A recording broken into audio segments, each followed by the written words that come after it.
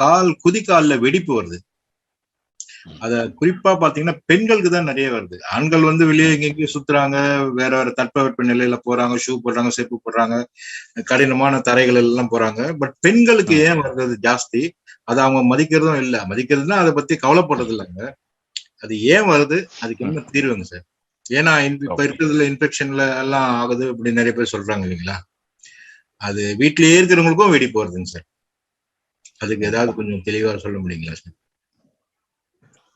குறிப்பா பித்த வெடிப்பு அப்படிங்கிறது பாத வெடிப்பு அல்லது பித்த வெடிப்பு அப்படிங்கிறது வெயில் காலத்துல மட்டும் சிலருடைய உடல் வாகுக்கு வருவது வழக்கம். பிளேட்ல வெட்டின மாதிரி கீறல் வரக்கூடியது பாதத்துல. இது ஒரு வகை. அதுக்கு பேரே பித்த வெடிப்புன்னு வச்சதுனால பித்தம் சார்ந்தது அப்படின்னு புரிஞ்சுக்கிற முடியுது. அது பித்த உடம்புக்கு வரும். இந்த வெயில் காலத்துல பித்தம் அதிகமாகி வரும். இது காமன். ஆனா இந்த குதிங்கால்ல அந்த வளைவுல மட்டும், இதான் குதிங்கால் அந்த வளைவுனா அதுல மட்டுமே வெடிப்புகள் வருவது, அல்லது வறட்சி ஏற்பட்டு தோல் உரிகிறது, அல்லது தொட்டாலே வலி ஏற்பட்டு குதிங்கால் வலி வருவது, இவை மூன்றுமே எதன் அடிப்படையில் வருகிறது? என்ன காரணம்? அதுவும் குறிப்பாக பெண்களுக்கு அதிகமாக வருவதற்கு என்ன காரணம் அப்படின்னு பார்த்தோம்னா, நம்மளுடைய பாதத்துல அந்த குதிங்கால் அந்த வளைவு பகுதி என்பது ரிஃப்ளெக்ஸாலஜி மெத்தட்லையும் சரி, அக்குப்ரெஷர் மெத்தட்லையும் அந்த இடம் என்பது மைக்ரோ லெவல் கரஸ்பாண்டன்ஸ் ஏரியா அப்படின்னு சொல்லக்கூடியது நம்மளுடைய மூலாதாரத்தோடு தொடர்புடையது. அதாவது பெருங்குடலோடு தொடர்புடையது. ஆனஸ், ஆசனவாய், மலக்குடல். அப்ப அந்த மலக்குடலில் ஏற்படக்கூடிய அதிகமான உஷ்ண தேக்கம் அல்லது வாயு தேக்கம், வெறும் வாயு தேக்கமாக இருந்தால் அங்கு வலிகளை ஏற்படுத்தும். அது உஷ்ண தேக்கமாக இருந்தால் குதிங்காலில் எரிச்சல் அல்லது வெடிப்பை ஏற்படுத்தும். எரிச்சல் என்பது ரொம்ப சென்சிட்டிவான ஒரு உணர்வோ அல்லது நெருப்பு மாதிரி எரியிற உணர்வோ ஏற்படுத்துவது. அடிக்கடி போய் காலை கழுவிக்கிட்டே இருப்பாங்க, தண்ணியில் நனைச்சுக்கிட்டே இருக்கும், காஞ்ச உடனே எரியிற மாதிரி இருக்கும், அல்லது வெடிப்புகள் ஏற்படுவது. அப்ப மலக்குடலில் ஏற்படக்கூடிய அதிகமான உஷ்ண தேக்கம், வாயு தேக்கம் தான் இந்த குதிங்கால் வலி, குதிங்கால் வாதம், குதிங்கால் பகுதியில் ஏற்படக்கூடிய வெடிப்புகள் வருவதற்கு அடிப்படை மூல காரணம் இதுதான். அந்த கால் பாதத்துல எவ்வளவோ ஏரியா இருக்கு. விரல்களுக்கு கீழே இருக்கு, உள்புறம் இருக்கு, வெளிப்புறம் இருக்கு, பக்கவாட்டு ஓரம் இருக்கு. அதெல்லாம் விட்டுட்டு இங்கன மட்டும் ஏன் வெடிக்கணும், இங்கன மட்டும் ஏன் வலிக்கணும் அப்படின்னா அந்த இடத்துக்கு வேற ஏதோ தொடர்பு இருக்குன்னு அர்த்தம். அதுதான் மூலாதாரத்தினுடைய உஷ்ணம். அதில் முக்கியமாக பெண்களுக்கு அதிகமாக வருவதற்கு எது காரணமாக அமைகிறது அப்படின்னு பார்த்தோம்னா, ஆண்களுக்கு அதிகபட்சம் ஜீரண கோளாறு, மலச்சிக்கல் இருக்கிறவங்களுக்கு கேஸ் ஃபார்ம் ஆகி வரக்கூடிய குதிங்கால் வலி, குதிங்கால் வாதம்.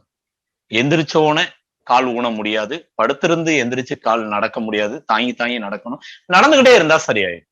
காலில் தனிப்பட்டதுக்கு அப்புறம் ரத்த ஓட்டம் அதிகமாகி சரியாகும். அதுல பெண்களுக்கு அதிகமாக வருவதற்கு அதிகபட்சமான நடை என்பது குறைவு, வீட்டுக்குள்ளேயே நடக்கிறது. அதுல முக்கியமா வீட்டுல பயன்படுத்தக்கூடிய டைல்ஸ், மார்பிள், கிரானைட் போன்ற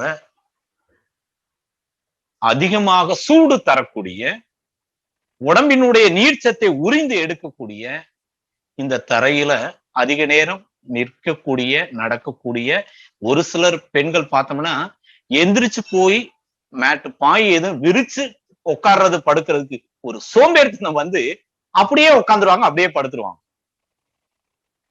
அது உடம்புல இருக்க நீர்ச்சத்தை உறிஞ்சிடும். உடம்பினுடைய நீர்ச்சத்து குறைபாடினுடைய வறட்சி, அடிவயிற்றில் உஷ்ண தேக்கத்தை அதிகமாக்கி குதிங்கால் வாதம், குதிங்கால் வலி, குதிங்கால் வெடிப்பு போன்ற பாதிப்புகளை உருவாக்கும். யாருக்கெல்லாம் குதிங்கால் வலி இருக்கோ நீங்க வேணா செல்ஃபா ரியலைஸ் பண்ணி பாருங்க. மோஷன் போகும், முழுமையா போன திருப்தி இருக்காது. அடிக்கடி கேஸ் ஃபார்மேஷன் இருக்கும், அடிவேறு பாரமான உணர்வு இருக்கும், கேஸ் போனா பேட் ஸ்மெல் இருக்கும், ஆசனவாயில் எரிச்சல் அல்லது மோஷன் போனதுக்கு அப்புறம் எரிச்சல், காந்தல் இருக்கும், தொண்டை வறட்சி ஏற்படும், வறட்டு இருமல் ஏற்படலாம், குரட்டை வருவதற்கு வாய்ப்பு உண்டு, அடிவயிற்று வலி ஏற்படுவதற்கோ, யூரின் மஞ்சளாக போவதற்கோ, அடிக்கடி நீர்க்கடுப்பு வருவதற்கோ அதிகபட்சமான வாய்ப்புகள் உண்டு.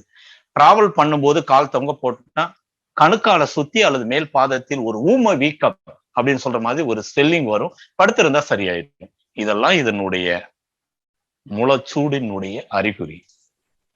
அதாவது பைல்ஸ் அப்படிங்கிற மூல நோயாக வருவதற்கு பதிலாக சில உடல்வாகுக்கு இந்த மாதிரி குதிங்கால் வலி, குதிங்கால் வாதமாக மாறும். இதற்கு மிக மிக லைஃப் ஸ்டைல நாம செய்ய வேண்டிய முக்கியமானது, நீர்ச்சத்து இருக்கக்கூடிய காய்கறி, கீரை, பழங்களை கூடுதலாக சாப்பிடணும். ரொம்ப ரொம்ப ரொம்ப முக்கியம். தண்ணிச்சத்து இருக்கக்கூடியது. தண்ணிச்சத்து இருக்கிறதுனா எது? எதுல தண்ணிச்சத்து இருக்கு? அதெல்லாம் இன்னைக்கு தெரிய மாட்டேங்குது. ஏன்னா சாப்பிட்டு இருந்தா தானே தெரியும். நமக்கு தெரிகிறது இட்லி, தோசை, பூரி, சப்பாத்தி, போண்டா, வடை, பஜ்ஜி, டீ, காஃபி, பிரியாணி அப்படின்னு இந்த தண்ணிச்சத்து இல்லாத வறட்சியான உணவுகள், அதிக காரம், புளிப்பு, எண்ணெய் பதார்த்தங்களே 3 வேளையும் சாப்பிட்டு சாப்பிட்டு இந்த நாக்கு அதுக்கு அடிமையாகி போயிடுச்சு. நாங்க வாரத்துல ஒரு நாள் கீரை சமைச்சிருவோம். வாரத்துல ஒரு நாள் கீரை சமைச்சா உடம்பு சூடு தணிஞ்சிருமா? 24 மணி நேரமும் ஃபேன் ஓடிக்கிட்டே இருக்குது. ஃபேன் காத்துல இருந்துகிட்டே இருக்கும்.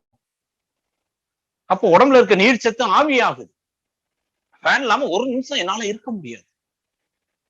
அப்போ 3 நேரமும் நீர்ச்சத்து உள்ள கஞ்சி உணவு சாப்பிட்டா கூட உடம்புல நீர்ச்சத்து பத்தாது. அப்படி ஒரு நிலை இருக்கு. அப்ப எக்ஸ்டர்னலா உடம்பினுடைய நீர்ச்சத்து, உடம்பினுடைய நீர்ச்சத்து குறைவதற்கு அதிக கோபம், டென்ஷன், பரபரப்பு அல்லது கண் அதிகமாக மொபைல், லேப்டாப், டிவி அதிகமா பார்த்து மூளை உஷ்ணம் அடைவதால் உடம்பில் உள்ள நீர்ச்சத்து ஆவியாகுது, வறட்சி ஏற்படுது. அப்போ உடம்பினுடைய நீர்ச்சத்து குறைபாடினுடைய அறிகுறியானது எலும்பு மண்டலத்தினுடைய அடிப்பகுதி, அதாவது ஸ்கெலிட்டல் சிஸ்டத்தினுடைய, அதாவது உடம்பினுடைய எலும்பு மண்டலத்தினுடைய அடிப்பகுதி என்பது ஹோல் பாடியினுடைய வெயிட்டை தாங்கக்கூடியது நம்மளுடைய குதிங்கால், அதாவது கல்கேனியம் போன். அந்த எலும்பு தான் நம்மளுடைய முழு உடலினுடைய எடையை தாங்கக்கூடியது. அப்ப அதில் ஏற்படக்கூடிய அழுத்தம், அங்க இருக்கக்கூடிய மென் திசுக்கள் நஞ்சு போன தன்மையில் அல்லது தசை நார்கள் நஞ்சு போன தன்மையில் புண்ணாகக்கூடிய, தொட்டாலே வலிக்கக்கூடிய தன்மை, குதிங்கால் ஊன முடியாத தன்மை எல்லாம் இன்னைக்கு அளவுக்கு அதிகமாக வருது. ஒரு சிலருக்கு குதி எலும்பு வளர்ச்சி ஏற்பட்டு அதை ஆபரேஷன் பண்ணி ராவி விட வேண்டிய நிலையெல்லாம் இன்னைக்கு ஏற்படுது. குதிங்கால் வலிக்கு ட்ரீட்மெண்ட் ட்ரீட்மெண்ட் எடுத்தா குறையுது, திரும்ப வருது. ட்ரீட்மெண்ட் எடுத்தா குறையுது, திரும்ப வருது. அதுக்கு ஒரு இன்ஜெக்ஷன் இருக்கு, பெயின் கில்லர், லோக்கல் அனஸ்தீசியா கொடுத்தோம்னா 6 மாசத்துக்கு வலி இருக்காது, மீண்டும் வரும். அடுத்த தடவை கேட்காது, 3 மாசத்துலயே வலி வரும். அடுத்த தடவை அந்த ஊசி போட முடியாது, உடம்பு தாங்குற தகுதி இல்லாம போயிடும், போன் டென்சிட்டி குறைஞ்சிடும். அந்த மாதிரி லோக்கல் அனஸ்தீசியா எல்லாம் தயவு செய்து யூஸ் பண்ணாதீங்க, பெயின் கில்லர் பயன்படுத்தாதீங்க. வலிக்கான தீர்வு வேண்டாம், வலி வருவதற்கான காரணம் என்ன, அதை சரி செய்வதற்கான தீர்வு தான் தேவை. அதுதான் நீர்ச்சத்து உள்ள காய்கறி, கீரை, பழங்கள் எடுப்பது, தண்ணீர் அதிகமாக எடுப்பது. தண்ணீர் அதிகமா எடுக்கிறதுனா எப்படி? 1 லிட்டர் வச்சுக்கிட்டு அப்படியே கடன்னு குடிக்கிறதா? அது கிடையாது. அப்பப்ப, அதாவது 1 hour, 1/2 hour ஒன்ஸ் 50 மில்லி அடிக்கடி. தொண்டை காஞ்சு போயிடாம, உதடு காஞ்சிடாம, வறட்சி ஏற்படாத வகையில நீர்ச்சத்து உள்ள உணவுகளை அடிக்கடி எடுக்கிறது. அதுல முக்கியமாக தண்ணிச்சத்து இருக்கக்கூடிய உணவுகள் எடுக்கக்கூடியதுல நிறைய பேருக்கு வெறும் தண்ணி குடிக்கிறது சிரமமா இருக்கும். வெறும் தண்ணி, அதுக்குதான் நம்ம சொல்றோம் ஜீரக தண்ணி, தேன் தண்ணி, அல்லது ஏதாவது ஒரு தானியத்தினுடைய தண்ணி. குறிப்பாக இன்னைக்கு வீட்டுல இருக்கக்கூடிய 2 கருவேப்பிலையை உருவி நீங்க குடிக்க போற தண்ணியில போட்டு வச்சீங்கன்னா அதோட மினரல்ஸ் அதுல இறங்கிடும். கருவேப்பிலை வாட்டர், ஜீரக தண்ணியில ஜீரகம் போட்டு குடிக்கிறது. அதே மாதிரி 2 துளசி இலை போட்டோம்னா துளசி தண்ணியா மாறிடும். அதே மாதிரி வீட்டுல இருக்கக்கூடிய புதினா கொஞ்சோண்டு கிள்ளி போட்டீங்கன்னா புதினா தண்ணியா மாறிடும். வெத்தலை போடுற பழக்கம் இருக்கிறவங்க வெத்தலை வீட்டுல இருந்தா ஒரே ஒரு வெத்தலை சின்ன சின்னதா கிள்ளி தண்ணியில போட்டு ஒரு 1 மணி நேரம் வச்சிருந்தீங்கன்னா அழகா அது வெத்தலையினுடைய சாறு நிறைந்த அதனுடைய எசன்ஸ் கலந்த தண்ணீராக மாறிடும். உயிர் சத்து உள்ள தண்ணீராக மாறும். எவ்வளவு அருமை! ஓம வாட்டர், ஓமம் கலந்து வச்சிட்டீங்கன்னா ஓம வாட்டர், வெந்தயம் போட்டு வச்சா வெந்தய தண்ணி, சோம்பு கலந்தா சோம்பு வாட்டர், மிளகு நச்சு போட்டீங்கன்னா மிளகு தண்ணி. மிளகு தண்ணீர் பனிகாலம், மழைக்காலம் உடம்புக்கு சூடுபடுத்துவதற்கு சூடு வேணும், அப்ப எடுக்கணும். வெயில் காலத்துல ஜீரக தண்ணி, வெந்தய தண்ணி, கருவேப்பிலை வாட்டர், அதே மாதிரி புதினா அல்லது கொத்தமல்லி அல்லது ஓம வாட்டர், சம்திங். அல்லது இருக்கு தேன் தண்ணி. அது என்ன தேன் தண்ணி? 100 மில்லிக்கு 1 டீஸ்பூன் மட்டும் தேன் கலந்து, அதாவது 5 ml மட்டும் தேன் கலந்து டைலூட் பண்ணி ஒரே நேரத்துல கடகடன்னு குடிச்சிடாம கொஞ்சம் கொஞ்சமா குடிக்கணும். இது மவுத் ஆனஸ் வர உணவு பாதையில மீக்கஸ் மெம்பரைன் சொல்லக்கூடிய சளி படலத்தை ஃபார்ம் பண்ணி உணவு குழல் அந்த ஜீரண உறுப்பு புண்ணு ஆகாது. நெஞ்சு கரிப்பு, நெஞ்செரிச்சல், அல்சர் வராது, மலச்சிக்கல் வராது, மலக்குடல் புண்ணாகி இன்டர்னல் ப்ளீடிங் அல்லது எக்ஸ்டர்னல் ப்ளீடிங் எதுவும் ஆகாது. யாருக்கு? பெண்களுக்கு மாதவிடாய் காலங்கள்ல ஓவர் ப்ளீடிங், அதிகமான உதிரப்போக்கு ஏற்படுது, மயக்கம், லோ பிபி, லோ சுகர் வந்துடும். ஏன்? அதிக உதிரப்போக்கு காரணமாக. அதுல முக்கியமா மெனோபாஸ் டைம்ல சொல்லவே வேண்டியது 15 நாள் 20 நாள் அவங்க எப்போதுமே ரெடியா வச்சுக்கிற வேண்டியது தேன் தண்ணி, ஜீரக தண்ணி, வெந்தய தண்ணி. ஒவ்வொன்னையும் மாத்தி மாத்தி குடிக்கணும். ஒரு தடவை ஜீரக தண்ணி, ஒரு தடவை வெந்தய தண்ணி, ஒரு தடவை தேன் தண்ணி. இந்த தேன் தண்ணீர் குடிச்சோம்னா பிரெயினுக்கு இன்ஸ்டன்ட் எனர்ஜி கிடைக்கும், மூளை புத்துணர்ச்சியாக இருக்கும், மயக்கம், சோர்வு, பலகீனம் ஏற்படாது.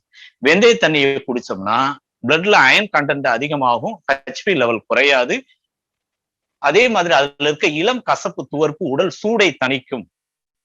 ரொம்ப ரொம்ப முக்கியம் வெந்தய தண்ணி. ஜீரக தண்ணி உடம்புல வறட்சி ஏற்படாது, அதே மாதிரி மோஷன் சிக்னஸ் வராது, கேஸ் ஃபார்மேஷன் வராது,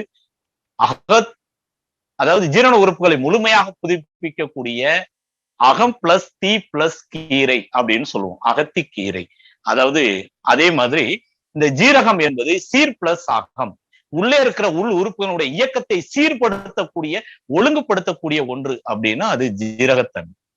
15 நாட்களுக்கு ஒரு தடவை அல்லது மாதம் ஒரு தடவை அமாவாசைக்கோ பௌர்ணமிக்கும் அகத்திக்கீரை எடுத்துக்கொள்வதும், தினசரி ஜீரகத்தண்ணி கொஞ்சமாவது குடிக்கிற பழக்கம் எடுத்துக்கொண்டால் அவர்களுக்கு மூலச்சூடும் ஏற்படாது, மூலாதாரத்தில் உஷ்ணம் ஏற்பட்டு மலச்சிக்கலும் வராது, குதிங்கால் வலி, குதிங்கால் வாதம் போன்ற, குதிங்கால் வாய்வு போன்ற பாதிப்புகள் எதுவும் வராது. நன்றி, சந்தோஷம். தேங்க்யூ.